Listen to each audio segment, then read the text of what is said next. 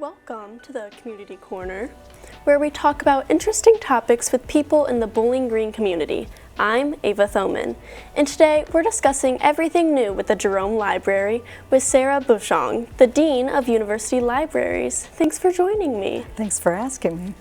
And first off, this year the library added some new study pods. Can you explain a little bit about those? Sure, we added 4 different study pods. 2 of them are single-use study pods where you can go in by yourself and have an interview or do some type of a meeting. And then we also have a lactation pod for new mothers. And finally, we also have an ADA accessible pod, and all of them are open first come, first serve. Great, and then this year students are now asked to donate their used bubble mailers. What does the library do with those? That's a good question. As you probably know, we're part of the OhioLink Academic Library Consortium in Ohio, and through that, books are transported across the state. Students and faculty can request them, and in order to help them transport a little more safely, we use bubble mailers to put the books in.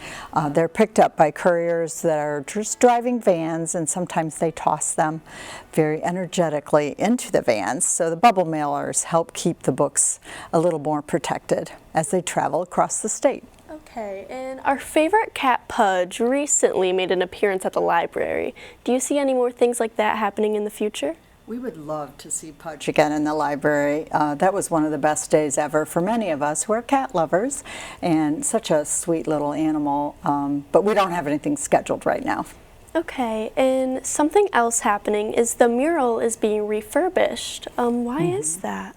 Well, the mural was originally designed and created around 1967 when the library opened, and it was done by Donald Drum, who's a 91-year-old artist. He did that in his 30s as his first foray into being an artist in resident at BGSU, where he created all kinds of different artwork, the mural being the largest, which is on the front and the back of the Jerome Library. That work has been going on this month on the mural, and the front and the back are 2 separate pieces. They had faded quite a bit. The last time they had been painted was in around 1996, and nothing since then. So our objective was to preserve them for many, many years to come. So the contractors that are doing this are experts in preserving historic kind of buildings, and so they've been taking really good care of our building, and they're repairing concrete, they're painting, they're making sure all the edges are smooth, and everything should be finished front and back by the end of the month. That's so great. And all these amazing new things are happening. Is there anything else going to be happening? Well, next summer they'll be working on the ramp that is on as you come up to the library that would take you up to the patio.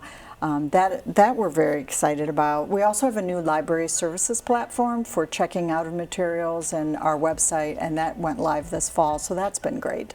All right, well, thank you for joining us. That's all for Community Corner. Back to you in the newsroom, Emma.